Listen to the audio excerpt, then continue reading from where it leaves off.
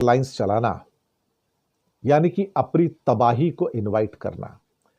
सच कहा जाए तो भारत जो है दुनिया का एयरलाइंस बिजनेस का सबसे बड़ा कब्रिस्तान है, सबसे बड़ा कब्रिस्तान। यहां कोई कंपनी टिक नहीं पाती, जो आती है दिवालिया होती है, खत्म हो जाती है।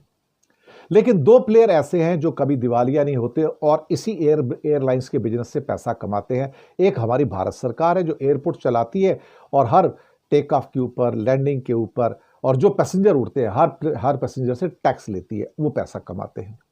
दूसरा जो आजकल के जो एयरलाइंस एयरपोर्ट के जो ऑपरेटर्स हैं, जैसे अडानी जैसे लोग हैं जो बहुत सारे एयरपोर्ट लेते रहते हैं, ये जम के पैसा कमाते हैं। सब सारी एयरलाइन से जम के पैसे लेते हैं, लैंडिंग का, टेक ऑफ का, और उसके बाद यूजर डेवलपमेंट फी लेते हैं पर टिकट के ऊपर साहब, और बड़ी तगड़ी।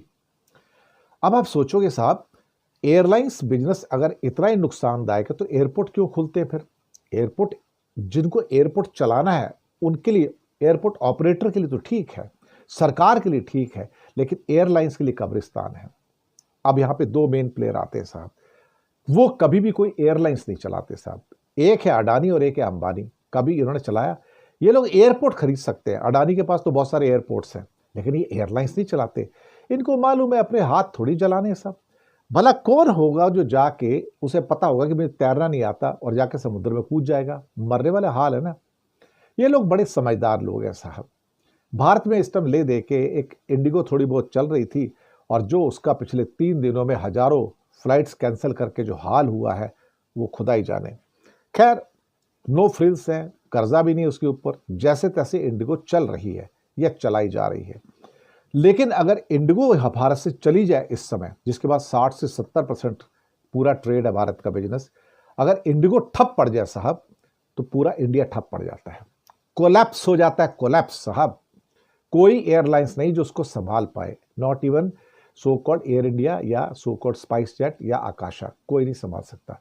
स्पाइस जेट तो वैसे ही लंगड़ाती रहती है, उसके अंदर तो अपना दम नहीं, कब गिर जाएगी कुछ नहीं पता, कब उसकी कौन सी फ्लाइट कैंसिल हो जाए कुछ नहीं पता, वो तो डेली का काम है उसमें। तो इंडिगो टाइम पे चलती थी, लेकिन इंडिगो निकल गई भारत से, कोलैप्स हो गई, तो भारत का जो चमकीला आकाश है ना, ये काला आकाश हो जाएगा।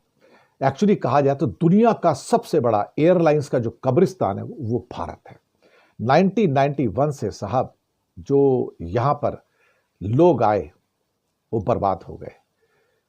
एक सबसे पुराना मजाक है इंडियन एविएशन का, सबसे पुराना मजाक है, अगर आप जल्द से जल्द छोटा पैसा कमाना चाहते हैं तो बड़ा पैसा लगाकर एक एयरलाइन शुरू कर लो।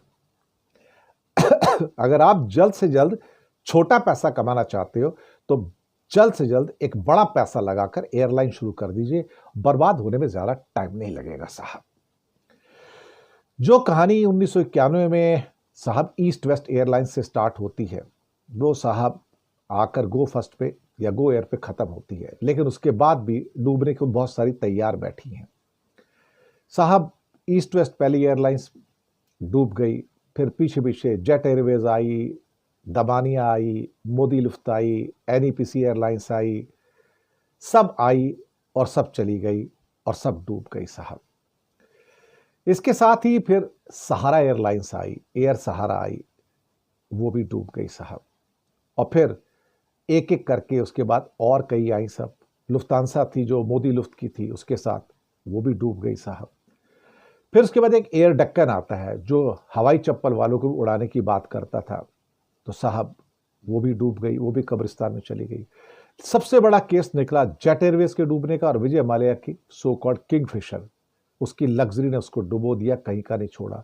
और फिर उसके बाद छोटी कई एयरलाइंस आई, पैरामाउंट, एयर कोस्टा, एयर